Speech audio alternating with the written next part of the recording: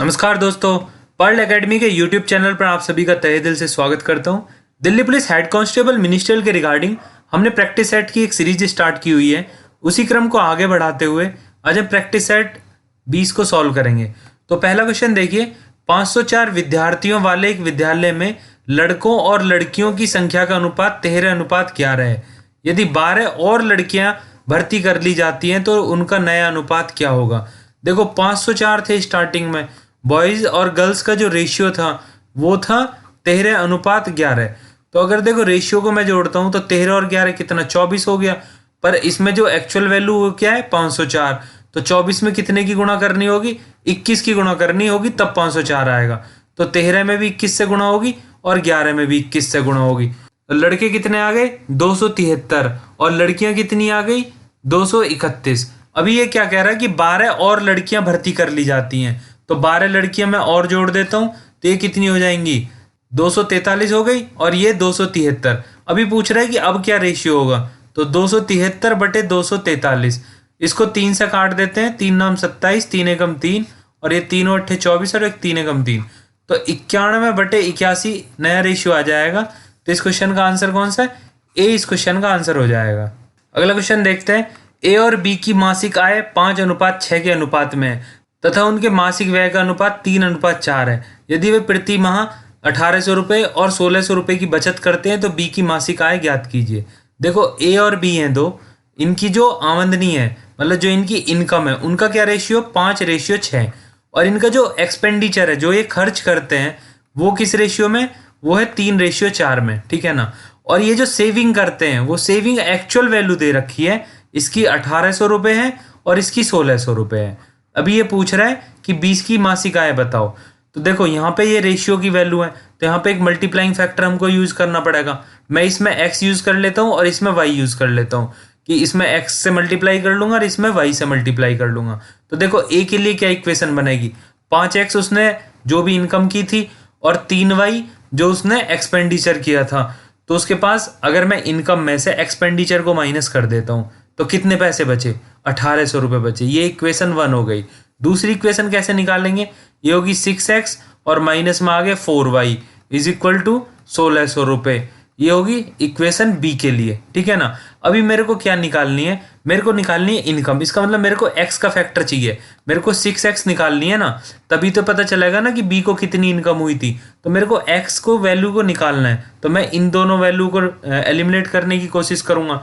तो देखो इसमें 4 से गुणा कर देता हूं मैं तो इससे क्या ये बराबर हो जाएगा और इसमें क्या 3 से गुणा कर देता हूं तो ये बराबर हो जाएगा। तो ये 12y हो जाएगा तो कैंसिल हो जाएगा। देखो गुणा करने के बाद क्या होगा, 4 पंजे 20x और ये 4 तिया 12y और 18 चौक 72 से हो गया। एक इक्वेशन ये बन गई और 3 से जब गुणा करेंगे तो 3 छिंग 18x माइनस 3 चौक 12y बराबर 16 थी 48। तो ये फोर्थ इक्वेशन आ गई। इसको हम घटा देंगे, थर्ड इक्वेशन से फोर्थ को हम घटा देंगे तो साइन चेंज हो जाएंगे। ये प्लस हो गया, ये माइनस हो गया और ये माइनस हो गया।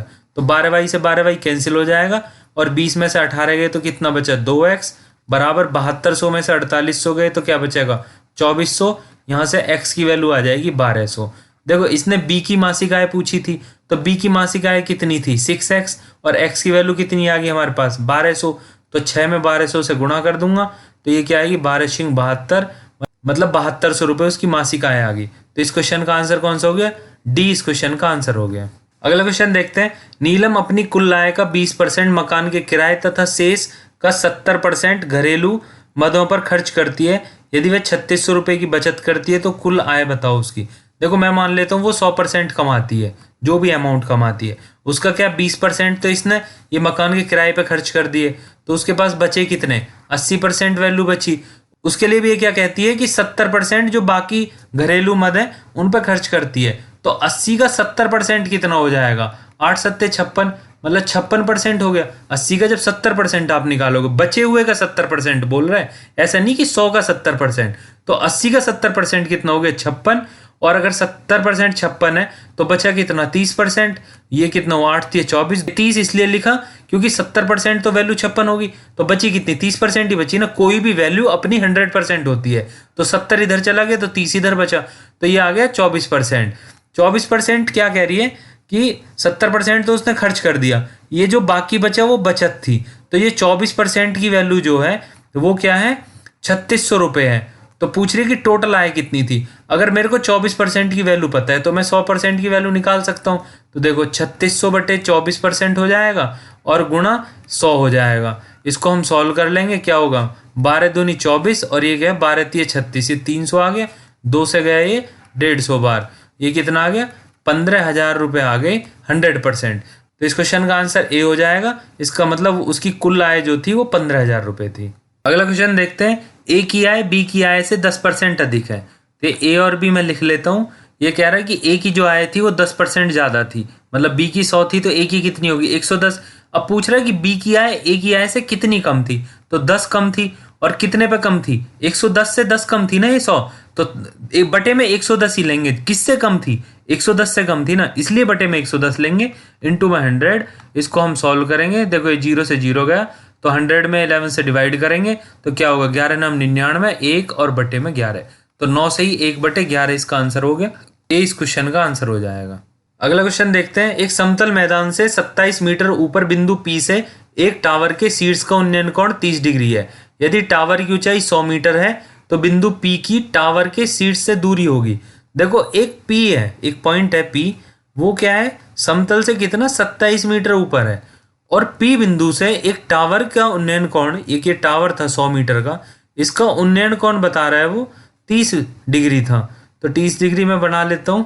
जो टावर है इसकी 100 मीटर इन्होंने हाइट दी हुई है टोटल, और ये पूछ क्या रहा है कि बिंदु पी से टावर के शीर्ष से दूरी होगी, ये वाली पूछ रहा है कि पी से इसके शीर्ष की जो दूरी है ना वो पूछ रहा है, मैंने एक्स मान लिया है।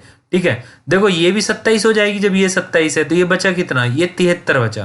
ठीक है, अभी देखो ये जो ट्रिग्नोमेट्री में हम यूज करते हैं, ये है लाल बटे कका, मतलब लंब बटे कर्ण, आधार बटे कर्ण और लंब बटे कर्ण। ये साइन का होता है, ये कॉस का होता है और ये टेन का होता है। आप इंग्लिश में देखोगे तो ये होता है P B H upon H H B. ये होता है perpendicular base hypotenuse, hypotenuse hypotenuse base, मतलब वही होता है कि ये साइन का हो जाएगा, ये कॉस का हो जाएगा और ये टेन का हो जाएगा। अभी देखो मेरे को रिलेशन किस किस में चाहिए, एक तो मेरे को इसमें रिलेशन चाहिए और इसमें रिलेशन चाहिए, और ये एंगल के सामने जो है ना परपेंडिकुलर होता है, और ये जो 90 डिग्री के सामने होता है ये हाइपोटनस होता है, जिसको हम कर्ण बोलते हैं। तो लंब और कर्ण, या फिर हम इंग्लिश में बोले तो परपेंडिकुलर और हाइपोटनस में हमको रिलेशन चाहिए। तो देखो लंब और कर्ण में रिलेशन जो आ रहा है वो साइन का है, तो साइन 30 की वैल्यू में लगा देता हूँ यहाँ पे।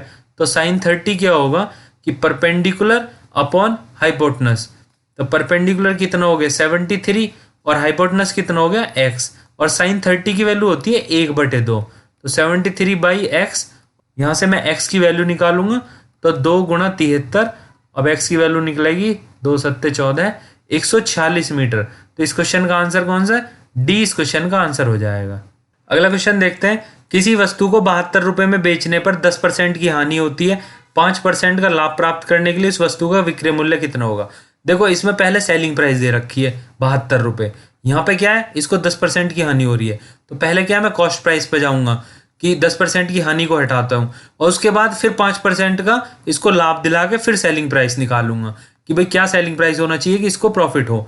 तो देखो यहाँ पे क्या करना होगा, 72 रुपए थे, 10% की हानि हो रही थी, 10% का मतलब होता है 1/10, मतलब 10 रुपए पे 1 की हानि हो रही है, तो ये क्या हो गया 9/10, मतलब ये सेलिंग प्राइस हो गया और ये क्या हुआ कॉस्ट प्राइस। तो मैं अगर यहाँ पे वैल्यू मेरे को निकालनी किसकी, कॉस्ट प्राइस की, पहले सेलिंग प्राइस से मेरे को कॉस्ट प्राइस की तरफ जाना है, तो यहाँ पे मैं ऊपर किसको रखूंगा, कॉस्ट प्राइस को, मतलब मैं 10 को ऊपर रखूंगा, 9 को रखूंगा नीचे। ठीक है, और गुणा फिर 5% का इसको प्रॉफिट चाहिए, तो 5% कितना होता है 1/20, मतलब 20 रुपए पे 1 रुपए का प्रॉफिट है, तो कितना हुआ 21/20। तो 20 क्या है यहाँ पे कॉस्ट प्राइस है और 21 क्या है सेलिंग प्राइस।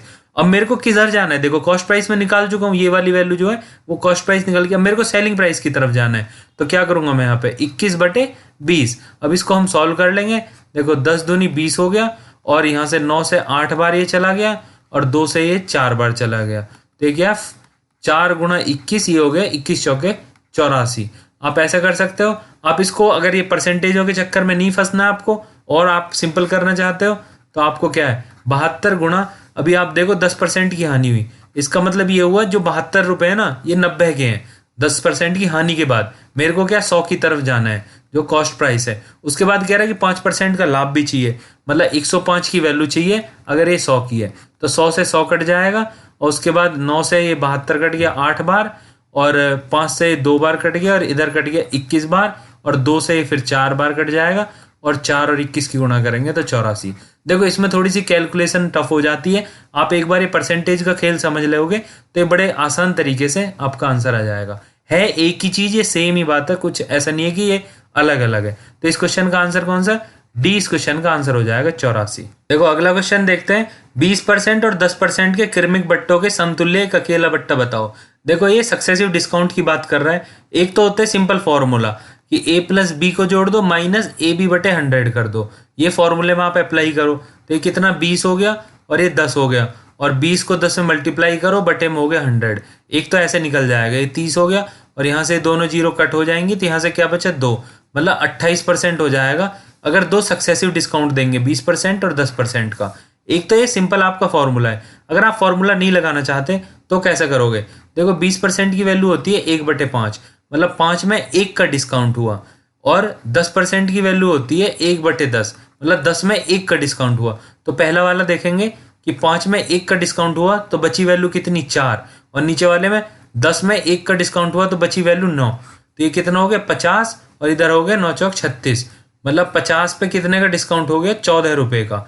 तो या तो आप डायरेक्टली यहाँ से कह दो कि 50 पे अगर 14 रुपए का डिस्काउंट हो गया, 36 रुपए का वो आइटम मिल रहा है, तो 100 पे कितने का होगा 28 का, इसका डबल कर देते हैं। या फिर अगर परसेंटेज से ही आपको निकालना है तो 14/50 गुणा 100 कर दीजिए, और 50 दूनी 100 और 14 दूनी 28, तो 28%। ऐसे भी निकाल सकते हो आप, ऐसे भी निकाल सकते हो, आपकी मर्जी है।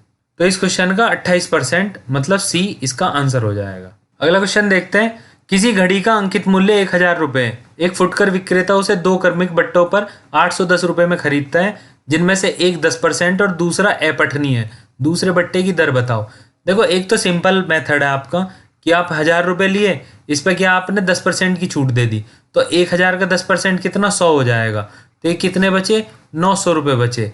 बट एक्चुअल में आपको ये सामान कितने का मिला 810 का, मतलब अभी और कितनी छूट मिलनी बाकी रहेगी 90 रुपए। तो 90 रुपए 900 पे कितना परसेंट हुआ, 90/900 में निकाल देता हूँ, तो ये कितना 1/10 हो जाएगा। 1/10 को आप परसेंटेज में कन्वर्ट करेंगे तो ये हो जाएगा 10%। मतलब पहला जो डिस्काउंट था वो भी 10% था, और दूसरा डिस्काउंट भी 10% था। आपका आंसर आ गया बी। अगर आपको और थोड़ा जल्दी करना है, पेपर के हिसाब से करना है, ये बेसिक मेथड है, इसमें अगर ये वैल्यू थोड़ी सी टफ हो जाती तो कैलकुलेशन बहुत लॉन्ग हो जाती, ये नहीं हो पाता। तो इसके लिए एक और मेथड होता है जो पेपर में आप मोस्टली यूज करते हैं। वो क्या कहता है कि देखो आप ये देखो 1000 रुपए थे और ये आइटम मिला कितने का 810 रुपए का। कहने का मतलब इसको एक्चुअल में कितना डिस्काउंट मिला था, टोटल 190 रुपए का मिला था। तो 190 1000 का कितने परसेंट है, 190 को मैं 1000 पे निकाल देता हूँ, तो ये क्या है 19% के आसपास है। अभी जो मैंने फॉर्मूला ऊपर बताया था a plus B minus A B बटे 100, a plus B minus A B बटे 100, इसके हिसाब से आप देखो अगर मैं इसको 10 पुट करूं और इसको 10 पुट करूं, एक एजम्पशन है क्योंकि 10 और 10 कितना 20 होंगे, पर इससे थोड़ी सी वैल्यू कम आ रही है, मतलब 20 नहीं आ रही 19 आ रही है, और इसका मतलब ये 10 और 10 बटे 100 जाएगा, वहां से 1 मिलेगा मेरे को, इसलिए 19% आ रही है। ये एजम्पशन है, हिट एंड ट्रायल करके देखना पड़ रहा है इसमें। तो ए बी की वैल्यू कितनी होगी 10 गुणा 10 और बटे में आ गया 100, 100 से ये 100 कट जाएगा, तो ये क्या है 10 प्लस 10 कितना हो गया, ये 20 हो गया, और माइनस में यहाँ पे 1, तो मतलब 19%। कहने का मतलब जो दूसरा छुपा हुआ परसेंटेज है वो 10% है, तभी तो यहाँ पे 19% आएगा। अब इस 19 से ही मेरे को आइडिया लग गया था कि अगर पहला परसेंटेज 10 है तो दूसरा भी 10 ही होगा। अगर ये 19 ना होकर 23.5% के आसपास होता तो मेरे को देख के समझ में आ जाता कि दूसरा परसेंटेज 15 के आसपास है, क्योंकि 10 और 15 25, और 15 और 10 का जब निकालूंगा तो 1.5 माइनस जाएगा तो 23.5 आ जाएगा। ये थोड़ा सा आपको एज्यूम करना पड़ेगा, बट ये बहुत इफेक्टिव मेथड है, बहुत जल्दी से सॉल्व हो जाएगा। तो इस क्वेश्चन का आंसर बी था। अगला क्वेश्चन देखते हैं। एक धावक 200 मीटर की दौड़ 24 सेकंड में पूरा करता है, इसकी स्पीड बताओ। देखो 200 बटे मैंने 24 कर दिया, ये क्या, ये मीटर में था, ये सेकंड में, तो ये मीटर पर सेकंड में आ जाएगी, पर ये क्या कह रहा है किलोमीटर पर आवर में बताओ।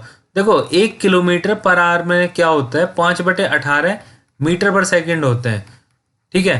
तो अगर किलोमीटर पर आवर को मीटर पर सेकंड में कन्वर्ट करना है तो 5/18 से गुणा कर देते हैं। यहाँ पे क्या है मीटर पर सेकंड को किलोमीटर पर आवर में करना है, तो ये 18 इधर आएगा, 5 नीचे जाएगा, तो इसमें क्या हम 18/5 से गुणा करेंगे, ठीक है ना। 5 से 200 गया 40 बार, और 4 से 24 गए 6 बार, और 6 से 18 गए 3 बार, और ये कितना हो गया 10 यहाँ पे बचा और 3 ये, तो 30 किलोमीटर पर आवर आ गया इस क्वेश्चन का आंसर। तो डी इस क्वेश्चन का आंसर हो जाएगा। अगला क्वेश्चन देखते हैं। एक रेलगाड़ी 125 मीटर लंबी है। यदि रेलवे लाइन के किनारे लगे किसी पेड़ को यह 30 सेकंड में पार करती है तो रेलगाड़ी की चाल बताओ। देखो इस ट्रेन की लंबाई थी 125 मीटर, पर इसने पार किसको किया, एक पेड़ को। पेड़ की लेंथ क्या थी, पेड़ की कोई लेंथ नहीं होती है, 0 होती है। मतलब जब रेलगाड़ी ने पेड़ को पार किया तो अपने आप को ही सिर्फ पार किया। तो 125 मीटर उसने लेंथ चली, और कितनी देर में, 30 सेकंड में। ये आ गया मीटर पर सेकंड में। पर आंसर देखो आप, सब किलोमीटर पर आवर में, तो इसको भी किलोमीटर पर आवर में जैसे ऊपर वाले क्वेश्चन में किया था, तो 18/5 से गुणा कर दूंगा। तो 5 से 125 जाएगा 25 बार, और 5 से ये कितना 6 बार जाएगा, ये 5 बार, और 6 से 18 गए 3 बार, तो ये कितना हो गया 15 किलोमीटर पर आवर। तो इस क्वेश्चन का आंसर कौन सा हो जाएगा, बी इस क्वेश्चन का आंसर हो जाएगा। अगला क्वेश्चन देखते हैं। एक कार किसी दूरी की यात्रा को 10 घंटे में 48 किलोमीटर पर आवर की रफ्तार से चलकर पूरा करती है। यदि उस दूरी की यात्रा को 8 घंटे में पूरा करना हो तो कार की रफ्तार को कितना बढ़ाना होगा। देखो कितनी दूरी चली होगी वो 10 घंटे के हिसाब से, अगर 48 में मैंने चलाया तो ये 480 चली होगी, ठीक है, 480 किलोमीटर। और अभी कितने की स्पीड से चलना है, उसको स्पीड पूछ रहा है कितने घंटे में पूरा करना है, 8 घंटे में पूरा करना है। तो इसके हिसाब से एक और नई स्पीड आ जाएगी, 8 से 48 जाएगा 60 बार, तो ये कितना हो गया 60 किलोमीटर पर आवर की स्पीड से चलना पड़ेगा। अभी देखो ये पूछ रहा है कि कितनी रफ्तार बढ़ानी पड़ेगी। पहले कितनी थी, 48 किलोमीटर पर आवर थी, अभी कितनी होगी 60, तो कितनी बढ़ानी पड़ी इसको, 12 किलोमीटर पर आवर इसको अपनी स्पीड बढ़ानी पड़ेगी। तो इस क्वेश्चन का आंसर कौन सा हो जाएगा, सी इस क्वेश्चन का आंसर हो जाएगा। अगला क्वेश्चन देखते हैं। किसी नगर की जनसंख्या 5% की दर से प्रतिवर्ष बढ़ती है। यदि वर्तमान जनसंख्या 1,60,000 है तो 4 वर्ष बाद उसकी जनसंख्या क्या होगी। देखो 5% का मतलब क्या होता है, 1/20। इसका मतलब है कि 20 है, 1 बढ़ गई, तो 20 के बाद 20 पे अगर 1 वैल्यू बढ़ी तो कितना हुआ, 21 हो गई। और ये कितनी बार हुआ, ये 4 बार हुआ। तो 20 से 21, 20 से 21, ये 4 बार आप ऐसे लिख लो। और अभी देखो कि 20 की इनकी गुणा करेंगे तो ये क्या आएगा 1,60,000, ठीक है। और मेरी एक्चुअल वैल्यू कितनी है, 1,60,000 ही है, मेरे को उतनी वैल्यू लेकर आनी है। तो आप 21 की गुणा कर लो तो ये आ जाएगा 1,94,481। तो अगर 1,60,000 इसके इक्वल आ रही है तो मतलब जो 4 साल बाद पॉपुलेशन होगी वो होगी 1,94,481। अगर ये इससे डबल होती या इससे हाफ होती तो हम इसको भी डबल या हाफ कर लेते, पर ये सेम वैल्यू आ गई इसलिए हम भी ये भी सेम वैल्यू होगी। तो इस क्वेश्चन का आंसर कौन सा हो जाएगा, ए इस क्वेश्चन का आंसर हो जाएगा। अगला क्वेश्चन देखते हैं। यदि किसी वस्तु पर सरकारी शुल्क की दर वर्तमान से 40% कम कर दी जाए तो उस वस्तु की खपत में कितने प्रतिशत की वृद्धि होगी ताकि उससे होने वाली आय अपरिवर्तित रहे। देखो प्राइस क्या है, उसने कम कर दिया, जो भी शुल्क था या प्राइस था 40% कम कर दिया। 40% का मतलब होता है 2/5, तो 5 में 2 कम कर दिया। तो पहले 5 था, अभी 2 कम कर दिया, तो अभी कितना बचा, 3 बचा। तो उसकी वजह से क्या, क्वांटिटी इनवर्स रिलेशन होता है इनका, तो क्वांटिटी कितना 3 और 5 हो जाएगी। और ये तब होता है जब हमको एक्सपेंडिचर सेम रखना है या आय हमको सेम रखनी है। तो यहाँ पे आय कितनी आएगी, ये भी 15 आएगी और ये भी 15 आएगी, अपरिवर्तित रही। 15 ही पहले थी, 15 ही अब है। पर क्वांटिटी का क्या हुआ, पहले 3 थी, बाद में 5 होगी, तो कितना इंक्रीमेंट हुआ, 2 का। और 2 का इंक्रीमेंट किस पे हुआ, 3 पे हुआ। तो इसको हम परसेंटेज में निकाल लेंगे 200/3, और इसको हम सॉल्व करेंगे तो ये आएगा 66 सही 2/3%। तो इस क्वेश्चन का आंसर कौन सा हो जाएगा, इस क्वेश्चन का डी आंसर हो जाएगा। अगला क्वेश्चन देखते हैं। एक आदमी ने 2 रेडियो जिनमें एक को 10% हानि तथा दूसरे को 10% लाभ पर बेचा तो प्रतिशत हानि क्या होगी। तो देखो इसमें क्या करते हैं कि 10% का लाभ हुआ और 10% की हानि हुई, और देखो प्लस माइनस ये माइनस हो जाता है, तो 10 गुणा 10/100, और ये 100 से 100 कैंसिल हो जाएगा, और ये 10 से 10 कैंसिल हो जाएगा, ये क्या बचा -1%। तो 1% की हानि हुई। अगर आपको ये फॉर्मूले से अच्छा नहीं लगा उतना तो मैं थोड़ा सा और क्लियर करके बताता हूँ कि देखो 10% को हम क्या बोलेंगे, 1/10। इसका मतलब जब लाभ होगा तो 10 पे 1 का लाभ, तो मतलब 11 हो जाएगा, और जब हानि होगी तो 10 पे 1 की हानि मतलब 9 हो जाएगा। तो अगर 10 था कॉस्ट प्राइस, तो अगर सेलिंग प्राइस में देखता हूँ लाभ के केस में, तो 1 का लाभ हुआ तो कितना हो गया, 11 हो गया। अभी दूसरे का देखता हूँ कि 10 का कॉस्ट प्राइस था क्रिय मूल्य और 1 की होगी हानि, तो 10 से 1 कम हुआ, कितना हो गया, 9। तो ये इधर कितना हुआ, ये 100 हुआ और इधर हो गया 99। मतलब 100 रुपए की चीज 99 रुपए में बेची, तो कितना कम हुआ, 1। और 100 का कितने परसेंट है, अगर मैं देखता हूँ तो ये हो गया 1%। और ये क्या है, कम हुआ है, ज्यादा थोड़ी हुआ है, ये कम हुआ है, तो 1% की हानि हो गई। तो इस क्वेश्चन का आंसर ए आ गया। आपका मन है आप ऐसे भी कर सकते हो और ऐसे भी कर सकते हो, आंसर सेम ही आएगा। समझने का तरीका, ये क्वेश्चन में टफ वो हो जाता है जिसमें सेलिंग प्राइस टफ बोलता है कि सेलिंग प्राइस सेम है, तो फिर हम इस क्वेश्चन में क्या करते, हम सेलिंग प्राइस को सेम करते, इसमें 9 से गुणा करते, इसमें 11 से करते, यहाँ पे 9 से कर रहे तो इधर भी 9 से करते और इधर भी 11 से करते, और फिर कॉस्ट प्राइस का रेशियो पूछ लेते हैं। वो थोड़ा सा अच्छा क्वेश्चन होता है, ये सिंपल क्वेश्चन है। अगला क्वेश्चन देखते हैं। ये 3 नंबर दे रखे हैं, इनका लघुत्तम समापवर्त्य पूछ रहा है, मतलब एलसीएम। तो इनको क्या भिन्न के रूप में लिख देता हूँ। तो ये 54/100 आ गया, और ये कितना 18/10 आ गया, और ये 72/10 आ गया। भिन्न का एलसीएम या एचसीएफ जो भी निकालना हो तो ऊपर वाले का निकालो जो वो पूछ रहा है, जैसे लघुत्तम समापवर्त्य पूछ रहा है तो 54, 18 और 72 का एलसीएम निकालो, लघुत्तम समापवर्त्य, और नीचे वाले का एचसीएफ निकालो। अगर इस क्वेश्चन में ये एचसीएफ पूछा होता कि इन तीनों नंबरों का महत्तम समापवर्त्य बताओ, तो ऊपर वाले का एचसीएफ निकालते और नीचे वाले का एलसीएम। अभी क्या लघुत्तम समापवर्त्य पूछा है तो ऊपर वाले का एलसीएम निकाल देंगे। एलसीएम किस किस का निकालेंगे, 54, 18 और 72 का, और नीचे एचसीएफ किसका निकालेंगे हम, एचसीएफ निकालेंगे 100, 10 और 10 का। ठीक है, 54, 18 और 72 का एलसीएम निकालोगे हो जाएगा 216, और एचसीएफ इसमें कॉमन क्या है, 10 ही कॉमन है सिर्फ, तो ये कितना हो गया 21.6 हो जाएगा। तो इस क्वेश्चन का आंसर कौन सा हो गया, ए इस क्वेश्चन का आंसर हो जाएगा। अगला क्वेश्चन देखते हैं। x² + y² की वैल्यू दे रखी है और xy की वैल्यू दे रखी है। कह रहा है x और y का औसत बताओ। तो x और y का औसत का मतलब क्या है, x + y/2 की वैल्यू पूछना चाह रहा है। तो यहाँ से क्या है, x + y का होल स्क्वायर कर देते हैं हम, तो ये क्या आएगा x² + y² प्लस में 2xy, और यहाँ पे वैल्यू पुट कर लेते हैं। x² + y² क्या हो गया 41, और 2xy कितना हो जाएगा 20 दूनी 40, तो ये क्या हो गया 81 हो गया। ये किसकी वैल्यू है, x + y के होल स्क्वायर की। तो x + y की वैल्यू कितनी आ गई 9, और मेरे को क्या है x + y का बटे 2 करना है, तो इसका बटे 2 करता हूँ तो इसका भी हो जाएगा, तो ये कितना हो गया 4.5। तो इन दोनों की एवरेज वैल्यू क्या होगी, x और y के जो औसत पूछ रहा है, तो ये सी इसका आंसर हो जाएगा 4.5। अगला क्वेश्चन देखते हैं। ये बोल रहा है 2 की पावर x बराबर 3 की पावर y बराबर 6 की पावर -z। तो ये पूछ रहा है 1/x + 1/y + 1/z किसके बराबर है। देखो इन तीनों को आपस में बराबर दिए हुए, मैं मान लेता हूँ ये k के बराबर है। अभी देखो 2 की पावर x की मैं k से कंपेयर कर देता हूँ, फिर 3 की पावर y की मैं k से कंपेयर करूंगा, और फिर 6 की पावर -z की k से कंपेयर करूंगा। तो पहले 2 की पावर x की मैं k से कंपेयर करता हूँ, तो यहाँ 2 की वैल्यू कितनी आ गई, k की पावर x जब इधर जाएगी तो बटे में आ जाएगी, k की पावर 1/x। और फिर मैं 3 की पावर y की कंपेयर करूंगा k से, तो ये 3 की वैल्यू कितनी आएगी, k की पावर 1/y। इसी तरह से फिर मैं 6 की पावर -z की कंपेयर करूंगा k से, तो 6 की वैल्यू कितनी आ जाएगी, k की पावर -1/z। अभी देखो 2 और 3 को अगर मैं गुणा करूँ तो कितना आएगा, 6 आएगा। तो इन दोनों की गुणा करके 6 के बराबर आएगा, 2 × 3 = 6। अभी मैं वैल्यू पुट कर देता हूँ, क्या है k की पावर 1/x, गुणा में क्या है k की पावर 1/y, और इधर क्या है k की पावर -1/z। देखो गुणा में घात जुड़ जाती है, तो k की पावर क्या होगी 1/x + 1/y, और इधर क्या है k की पावर -1/z। ये कंपेयर कर लिया मैंने, दोनों साइड k की पावर है, तो 1/x + 1/y क्या है माइनस का 1/z के बराबर हो गया।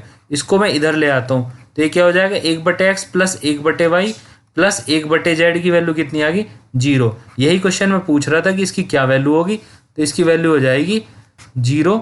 इसका आंसर हो जाएगा ए। अगला क्वेश्चन देखते हैं। एक इक्वेशन दे रखी है, पूछ रहा किसके बराबर है। इसको नॉर्मली हम सॉल्व करेंगे।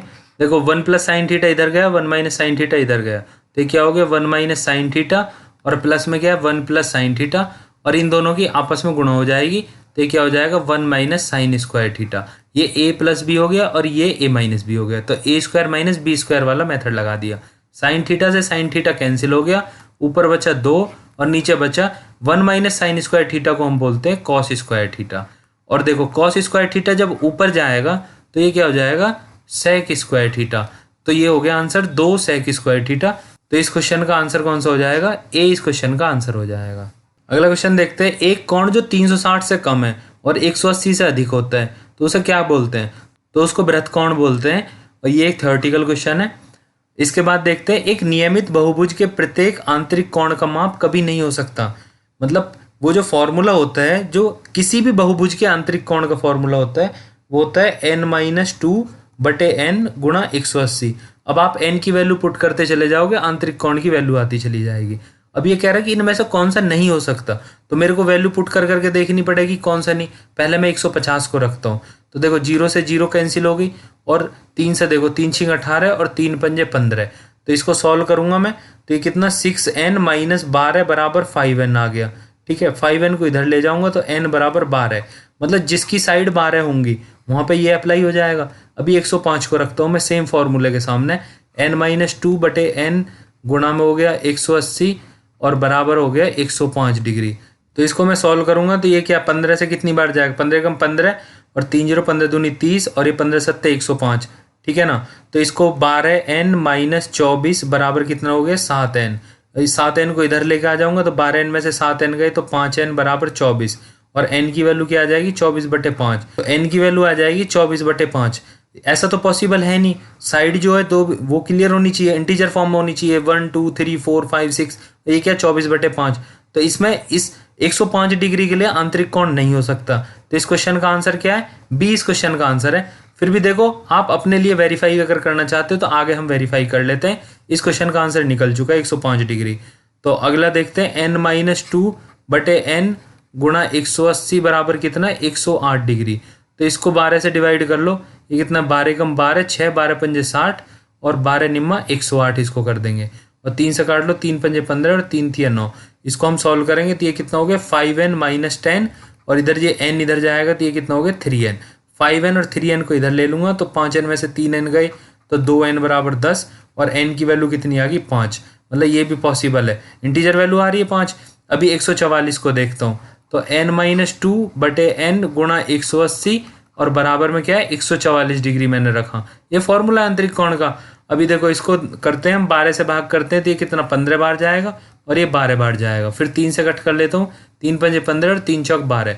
अभी गुणा कर लेता हूँ, 5 की तो इधर आएगी, 5n माइनस 10 और बराबर में क्या है 4n हो गया। 4n को 5n की तरफ ले आओ तो ये क्या n बचा और इधर हो गया 10। तो जब 10 होगी साइड तो आंतरिक कोण कितना 144 आएगा। जब 5 होंगी साइड तो आंतरिक कोण कितना आएगा 108 डिग्री। और जब भुजाएं 12 होंगी तो आंतरिक कोण आएगा 150 डिग्री। और जब n बराबर 24/5, जो कि कभी पॉसिबल नहीं है, इसका मतलब 105 भी कभी आंतरिक कोण नहीं हो सकता। मैं आशा करता हूँ आपको ये सारे क्वेश्चन बहुत अच्छे से समझ आए होंगे। अगर आपको मेरा पढ़ाने का तरीका अच्छा लगता है तो मेरी वीडियो को लाइक करें, शेयर करें, मेरे चैनल को सब्सक्राइब करें। जय हिंद, वंदे मातरम।